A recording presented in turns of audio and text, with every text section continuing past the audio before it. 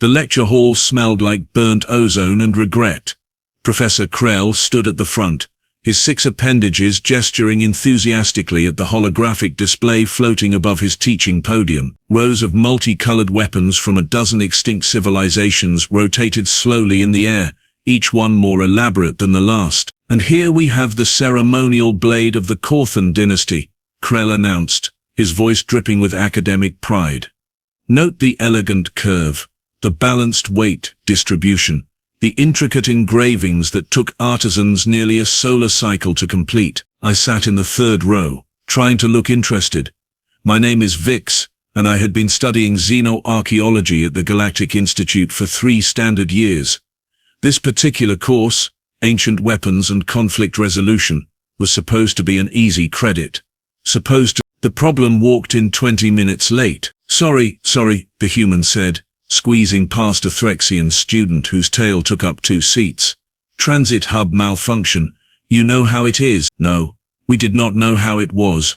Humans had only been part of the galactic community for 8 months, and already they were everywhere, talking, laughing, touching things they probably shouldn't touch. This one wore a faded jacket with some sort of predatory bird on the back, and had hair the color of rust. Professor Krell's eye stalks swiveled toward the newcomer.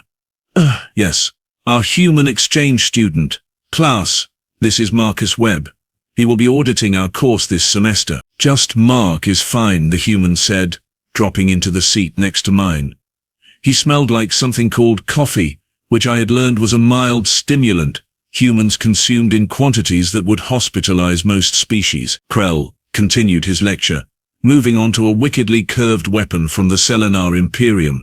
This particular design revolutionized close combat warfare in the Andromeda sector, approximately 4,000 years ago. The balance point here just above the grip allowed for extended use without fatigue. Mark raised his hand. "Oh no." "Yes, Mr. Webb. That balance point is actually too high," Mark said, squinting at the hologram. "Your arm would get tired holding it at that angle for more than a few minutes. And the grip diameter looks wrong for the average Selenar hand size based on the skeletal reconstructs I saw in the museum last week." The lecture hall went quiet. You could have heard a Pixian shed its outer membrane. Professor Krell's skin flushed a pale yellow, which I had learned meant he was experiencing something between confusion and irritation. "I assure you, Mr. Webb, that this artifact has been studied extensively by experts in the field." Right, Mark said, leaning back in his chair with an easy smile that somehow made everything worse. "But did any of those experts actually try to, swing it around?" "That would be highly inappropriate," Krell sputtered. "These are priceless historical artifacts, not toys." "Sure, but you can't really understand a weapon unless you feel how it moves." Mark pulled out a datapad and started scrolling through something. "I actually wrote a paper on this for my comparative military history class back on Earth. Want me to send it to you?" I heard someone behind us whisper, "Is he serious right now?" in Galactic Standard, with a thick Valorian accent. Krell's skin had progressed to a deeper shade of yellow. "That will not be necessary. Now if we may continue." He gestured at the next hologram, a long staff with a crystalline. Wait, no, a glassy tip that apparently channeled plasma energy. The Draxon Pike, a masterwork of combining traditional melee design with modern energy weapon technology. Mark's hand shot up again. "The grip is too smooth," he said before Krell could even call on him. "You'd lose your hold the second it got wet. Blood, sweat, rain, whatever. And that activation crystal is positioned where your thumb would naturally rest, which means accidental discharge during a fight. Lots of dead friendlies." A Quillix student 2 rows up made a choking sound that might have been laughter. Professor Krell set down his pointer with more force than strictly necessary. "Mr. Webb, I appreciate your enthusiasm, but perhaps you could save your observations until after the lecture." "Oh, totally my bad," Mark said, but he was grinning in that particular human way that suggested he was not in fact sorry at all. Krell rushed through the next 3 weapons. I noticed he stopped providing as much detail, as if afraid of what Mark might say. We saw a Threxian warhammer that was apparently top-heavy to the point of being useless, a Ventari blade that would snap at the tang in actual combat, and a ceremonial spear from Quellos Prime that Mark simply looked at and said, "Oof, just oof." Nothing else. By the time the lecture ended, half the class was trying not to laugh, and Professor Krell looked like he needed to regenerate in a healing pod for about 3 cycles. That was amazing, I said to Mark as we filed out of the hall. I probably should not have said it, but watching Krell's increasingly desperate attempts to maintain academic authority had been the most entertainment I had experienced in weeks. Mark shrugged. I wasn't trying to be a jerk. It's just, my dad runs a historical weapons forge back home. I've been handling this stuff since I was a kid. You learn pretty quick what works and what's just for show. Your father forges weapons? Like functional weapons? Well, replicas, mostly. For collectors, martial artists, museums, that kind of thing. But yeah, they actually work. That's sort of the point. We walked through the corridor toward the common area, passing clusters of students from a dozen different species. A group of Pixians were arguing about quantum mechanics in the corner. 2 Threxians were playing some sort of holographic game that involved a lot of tail slapping. So your planet still uses primitive weapons? I asked, trying to understand. Most species had moved past physical combat tools millennia ago. Mark laughed. No, we've got plasma rifles and railguns and all that fun stuff. But we also study history. Plus some of us like knowing how to use a sword or a bow just because. It's like, I don't know, staying connected to where we came from. We reached the common area, where a crowd had gathered around the central display. Professor Krell was there, along with several other faculty members. They appeared to be having a heated discussion. I am telling you, the human is wrong, Krell was saying, his skin now a vibrant orange of indignation. The Korthan blade is a masterwork of design. Then prove it, said Professor Thane, an elderly Valorian who taught advanced combat theory. She was grinning in a way that suggested she was enjoying this far too much. We have the training facility downstairs. Requisition, a replica. Let the human demonstrate his claims. That is unnecessary and would set a terrible precedent for academic discourse. Scared he might be right?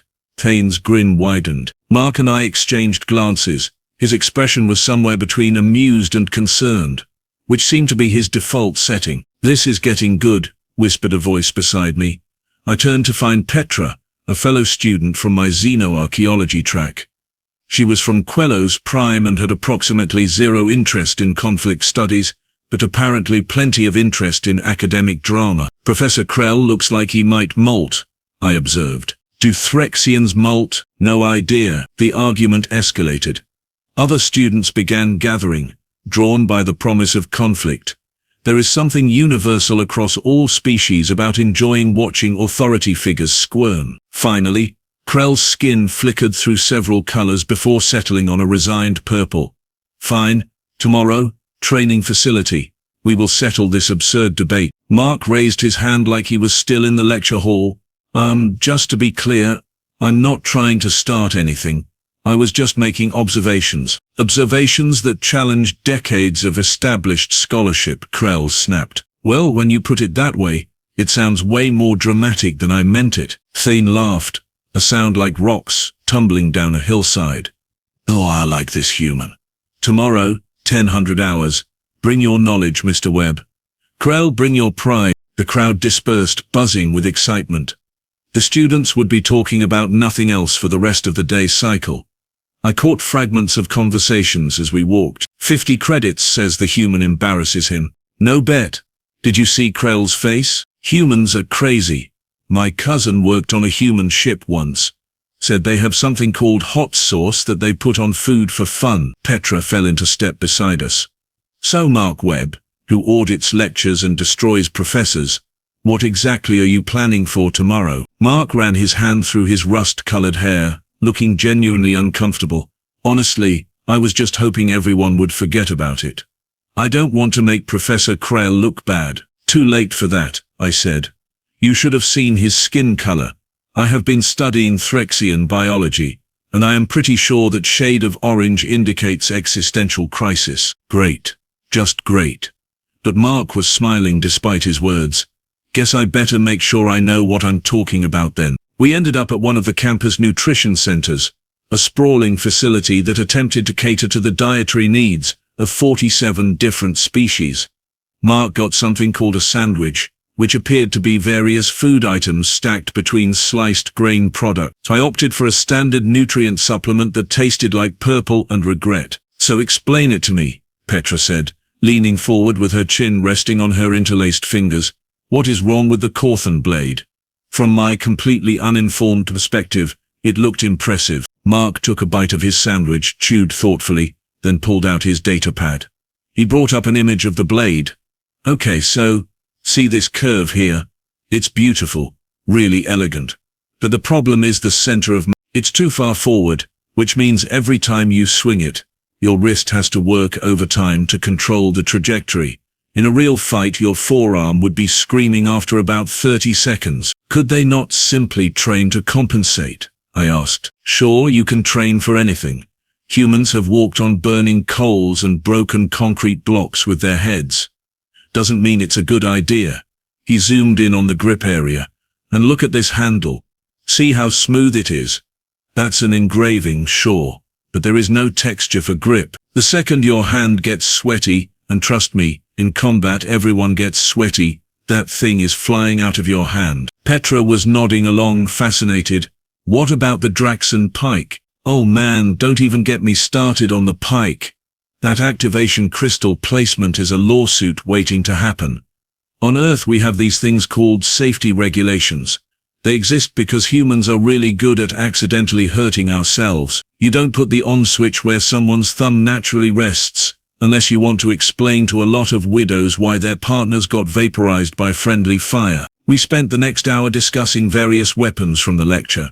Mark had opinions on everything, delivered with a mixture of expertise and self-deprecating humor that made even his critiques feel educational rather than mean-spirited. He showed us videos from his father's forge, demonstrations of proper weapon handling, historical texts about combat techniques from various Earth cultures. Your species is oddly obsessed with fighting, I observed. Yeah, we really are, Mark agreed cheerfully. It's kind of our thing. We've been doing it to each other for our entire history. Swords, spears, guns, bombs, strongly worded letters. We've tried everything. And yet you also created art and music and literature. We are complicated, he grinned.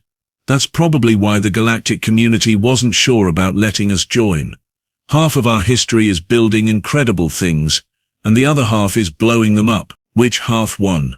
Petra asked. We are here, aren't we? So I guess the building side is slightly ahead. For now, the conversation drifted to other topics. Mark told us about Earth, about oceans and mountains and cities with billions of humans crammed together in what sounded like controlled chaos. Petra shared stories about Quellosian Prime where the architecture grew from living trees and the cities sang at dawn. I talked about my homeworld, Vex Prime, where the underground cities stretched for thousands of kilometers and the surface was too hot for most organic life. By the time we parted ways, the three of us had exchanged comcodes and made plans to meet up again. I returned to my quarters feeling oddly energized despite the late hour. Tomorrow was going to be interesting. The training facility was packed. Word had spread faster than a Quellix gossip network, and it seemed like half the student body had shown up to watch Professor Krell defend his academic honor against a human who had been on campus for exactly 4 hours before starting trouble. I arrived early with Petra, securing spots near the front of the observation deck. The facility itself was impressive. A massive circular arena with reinforced barriers and adjustable gravity settings. Normally it was used for combat training courses and zero-G maneuvers, but today it had been configured for something far more entertaining. I brought snacks, Petra said, producing a container of what looked like compressed algae cubes. Want one? Those smell like a recycling unit malfunction. They taste worse than they smell. Trust me, it adds to the experience. Down in the arena, technicians were setting up equipment. Several display tables held weapon replicas, each one a recreation of the artifacts from yesterday's lecture. A holographic scoreboard floated overhead, currently blank but ready to track whatever metrics someone had decided were important. Mark arrived looking significantly less confident than he had the previous day. He wore practical clothing now, flexible material that allowed for movement, and his rust-colored hair was tied back. He waved when he spotted us. then immediately grimaced as Professor Krell entered from the opposite side. Krell had brought an entourage. 3 assistant professors followed him, each carrying data pads and wearing expressions of scholarly superiority. His skin was a determined shade of blue, which, according to my questionable understanding of Threxian biology, meant he was ready for confrontation. Professor Thane stood in the center of the arena, her Valorian frame towering over the assembled equipment. She was clearly enjoying her role as moderator. Welcome, welcome, thank you all for attending what is definitely a legitimate academic exercise and not at all just entertaining drama. Laughter rippled through the crowd. The rules are simple, Thane continued. Professor Krell will demonstrate proper handling and application of 5 weapons from yesterday's lecture. Mr. Webb will then provide his assessment, and if he wishes, demonstrate alternative techniques. A panel of 3 combat instructors will evaluate both presentations for practical effectiveness, historical accuracy, and overall competence. This is already the best class I never signed up for, Petra whispered. Krell stepped forward, his 6 appendages moving with practiced grace. As he approached the first weapon, the Korthan blade, he lifted it smoothly, holding it up for the audience to see. This weapon represents the pinnacle of Korthan metallurgy and design philosophy. Observe the balance, the elegant form. He moved through a series of strikes and parries, each movement precise and controlled. To my untrained eye, it looked impressive. Krell clearly knew what he was doing, and the blade whistled through the air with satisfying swooshes. After approximately 2 minutes, he set the blade down and stepped back, his skin glowing with satisfaction. Mark approached the table, picked up the blade, and immediately made a face like he had tasted Petra's algae cubes. Okay, so, first observation. This thing is way heavier than it needs to be. The Korthans had, what, 6 fingers per hand, so their grip strength was probably 30% less than a human's. There is no way they could have used this comfortably for extended periods. He demonstrated a few swings, and even from the observation deck I could see the difference. Where Krell's movements had been smooth and controlled, Mark's were choppy, his wrist visibly straining with each motion. See how my forearm is already tensing up? That is because all the weight is in the wrong place. A real Korthan warrior would have been exhausted after maybe 5 minutes of actual combat. Which historically, we know they weren't because there are records of battles lasting hours. One of the combat instructors, a grizzled Thexian named Moore, leaned forward. So what is your theory, human? I think this is a ceremonial blade, not a combat weapon. It was made to look impressive during parades and official functions, not for actual fighting. The real Korthan combat blades were probably much simpler, lighter, with better weight distribution. Krell's skin flickered through several colors. That is pure speculation. Maybe, Mark admitted. But speculation based on practical experience. Back on Earth, we made the same mistakes. Knights in medieval Europe wore armor that looked amazing but was exhausting to fight in. Parade armor versus battle armor. Different tools for different purposes. Thane made a note on her datapad. Interesting perspective. Next weapon. They moved through the arsenal. The cylinder curved blade that Mark claimed would cause repetitive stress injuries. The Draxon pike with its catastrophically placed activation switch. A Ventari throwing weapon that was apparently aerodynamically unsound. Each time Krell demonstrated textbook perfect form, and each time Mark pointed out practical flaws that made the weapons less effective than they appeared. The crowd's energy shifted as the demonstrations progressed. Initial skepticism gave way to genuine interest. Even some of the students who had arrived ready to mock the human were now taking notes and asking questions. The Quellosian ceremonial spear, Thane announced, gesturing to a long weapon with an ornate shaft and a wide blade. Professor Krell? Petra sat up straighter beside me. Oh no, that is from my homeworld. This should be good. Krell hefted the spear, moving through a series of thrusting and spinning motions that looked like they belonged in a performance rather than a battlefield. He was clearly confident with this one, his movements fluid and rehearsed. The Quellosian military tradition emphasizes grace and precision, Krell explained as he moved. Each motion serves both practical and aesthetic purposes. Combat is elevated to an art form. He finished with a flourish, Planting the spear point down and holding the pose, Mark walked around the weapon slowly, examining it from multiple angles. He picked it up, tested the weight, ran his fingers along the shaft. His expression was thoughtful, less critical than before. "Okay, I will give you this one," he said finally. "This is actually pretty well designed. The balance is good, the grip has proper texture, the blade attachment looks solid. My only concern is the shaft length. At 7 feet it is going to be awkward in close quarters. You would need a lot of open space to use this effectively." "The Quellosian forests provided such space," Krell said, a note of triumph in his voice. "Sure, but what happened when the fight moved indoors? What was the backup weapon?" Silence. "There wasn't one, was there?" Mark continued. "Because this was designed for a specific type of warfare in a specific environment. Which is fine actually. Smart even. You design tools for the job you need them to do. Earth did the same thing. A Greek hoplite spear was perfect for phalanx formation, but useless in a Roman street fight. Different scenarios require different solutions." Pitra was nodding along. "He is right. Our historical texts mention that when Quellosian warriors had to fight in the city of Bren during the Unification Wars, they got absolutely demolished because their primary weapons were too long for the narrow corridors." "Thank you for that depressing historical footnote," I muttered. "The final weapon was something called a Draxon shock maul, a massive hammer-looking thing with energy coils running along the head." Krell picked it up with 2 of his appendages, barely managing to lift it. "This weapon was designed for Draxon heavy assault units," he explained, slightly out of breath. "The shock coils deliver a devastating electromagnetic pulse on impact, capable of disabling both organic targets and electronic systems." He attempted a swing and nearly fell over. The hammer wobbled dangerously before he managed to set it back down. "Okay, yeah, that thing is ridiculous," Mark said immediately. "Look, I respect the concept.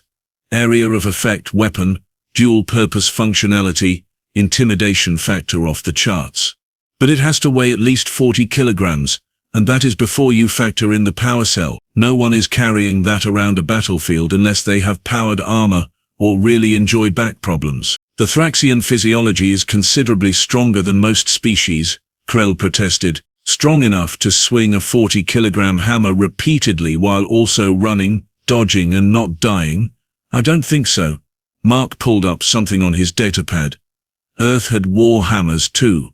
The effective ones weighed maybe 3 to 5 kilograms. Anything heavier and you are just exhausting yourself. Physics doesn't care how strong you are. Leverage, momentum, endurance, those factors are universal. More is the combat instructor, stood up. "I fought in the Draxon military for 20 cycles. Mr. Webb is correct. The shock mauls were primarily used for breaching fortifications and vehicles, not anti-personnel combat. They were carried by dedicated heavy weapons specialists who did not engage in standard combat maneuvers." Krell's skin had gone through so many color changes I had lost track. He looked like a mood ring, having an existential crisis. Thane consulted with the other instructors for several minutes. The crowd waited in suspense, the kind of dramatic pause that would have fit perfectly in one of those human entertainment vids Mark had mentioned. Finally, Thane stepped forward. "After careful evaluation, the panel has reached a decision. Professor Krell demonstrated excellent technical knowledge and proper handling of the replica weapons as they exist. However, Mr. Webb has raised valid questions about the practical combat effectiveness of these designs and their historical usage." She paused, clearly enjoying the moment. "We conclude that both perspectives have merit. Professor Krell's academic analysis provides valuable insight into the cultural and ceremonial aspects of these weapons. Mr. Webb's practical evaluation highlights important questions about their actual battlefield application. This facility will be establishing a new research initiative to examine historical weapons through both lenses. Professor Krell, Mr. Webb, you will co-chair this initiative." The crowd erupted in applause and laughter. Krell looked like he had been struck by his own shock maul. Mark just looked confused. "Wait, what?" Mark said. "I am just an exchange student. I am only here for 1 semester." "Then you better work fast. Thane said with that terrifying grin of hers. As the crowd dispersed, Petra and I made our way down to the arena floor. Krell was surrounded by his assistant professors, all of them talking rapidly in what appeared to be damage control mode. Mark stood alone by the equipment table, looking overwhelmed. "Congratulations," I said. "You have been here 2 days and already reformed an entire academic discipline." "I didn't mean to," Mark protested. "I just answered questions." "That is how humans operate," apparently, Petra said. "Show up, question everything, accidentally revolutionize institutions. My cultural studies professor warned us about this during orientation. She called it aggressive curiosity. I prefer to think of it as constructive feedback. You made a tenured professor question his life choices. In my defense, those weapons really were poorly designed." Krell approached his entourage, parting like worried moons. His skin had settled on a neutral green, which I chose to interpret as acceptance rather than imminent violence. "Mr. Webb, it appears we will be working together." "Look, Professor, I really didn't mean to." Krell held up an appendage. "You were correct. About most of it anyway. The Korthan blade is ceremonial.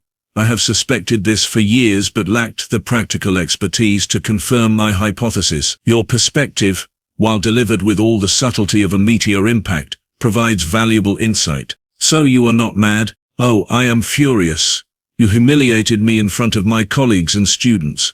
But I am also a scientist, and you have presented compelling evidence. I can be both angry and intellectually honest." Krell's skin shifted to a lighter green that might have been amusement. "Besides, watching you try to lift the shock maul was deeply satisfying." "Fair enough," Mark said, grinning. Over the next few weeks, the unlikely partnership between Krell and Mark became campus legend. They spent hours in the archives, comparing historical texts with practical demonstrations. Mark brought in contacts from Earth, weapons experts and historical combat specialists who joined via holo conference to share their knowledge.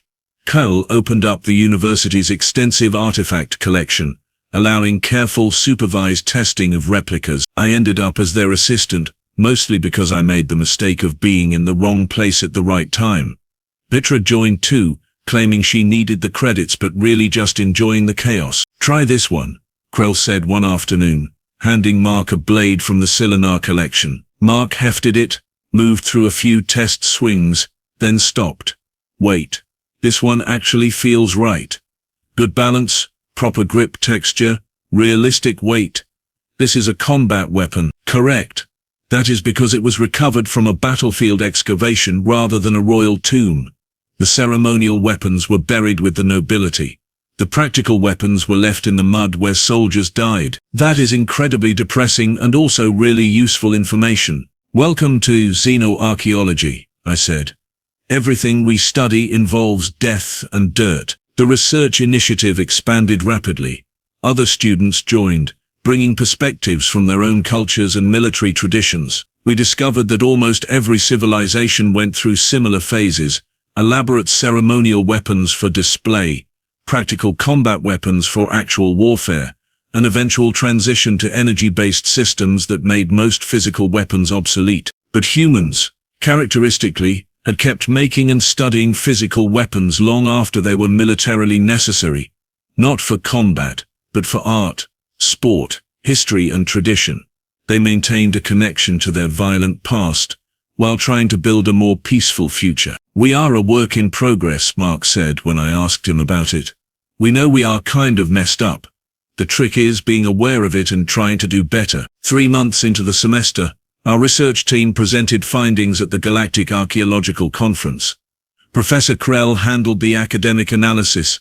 Mark demonstrated practical applications, at one point accidentally breaking a replica because he swung it too enthusiastically. Petra and I managed the data visualization and fielded questions. The presentation was a massive success. 17 universities requested collaboration. 4 museums wanted to revise their weapon exhibits, and Professor Krell was offered a prestigious research grant to continue the work. "None of this would have happened if you hadn't shown up and started pointing out design flaws," Krell told Mark afterward, his skin a warm orange that I had learned meant genuine happiness. "Just doing what humans do best," Mark replied, showing up uninvited and questioning everything. Your species is exhausting. Yeah, we really are. As the semester wound down, the four of us, Krell, Mark, Petra and myself, sat in the campus nutrition center one final time. Mark was returning to Earth in 2 days. Petra was heading home for seasonal break. I had another year of studies ahead. So what did you learn from all this? Krell asked Mark. That academic politics are terrifying and I should probably think before I speak more often, Mark said promptly. And what did you actually learn? Mark considered the questions seriously. That every culture has blind spots. Things they assume are true because they have always been that way. Sometimes it takes an outsider with fresh eyes and no respect for tradition to ask the uncomfortable questions, and that humans are deeply weird people who cannot leave well enough alone, Petra added. That too, Mark agreed. Krell's skin rippled through several contemplative colors. Your species is going to be very disruptive to the galactic community, Mr. Webb. You question everything, respect nothing, and somehow manage to be helpful and infuriating simultaneously. We like to keep things interesting. That is what concerns me. We laughed, though Krell's was more of a resigned whistle. Around us the nutrition center buzzed with activity. Students from dozens of worlds eating, studying, arguing, learning. And somewhere in that chaos, humans were finding their place. One uncomfortable question at a time. I never did get that easy credit I was hoping for, but watching a human accidentally revolutionize an entire field of study while eating sandwiches and cracking jokes, that was an education worth having.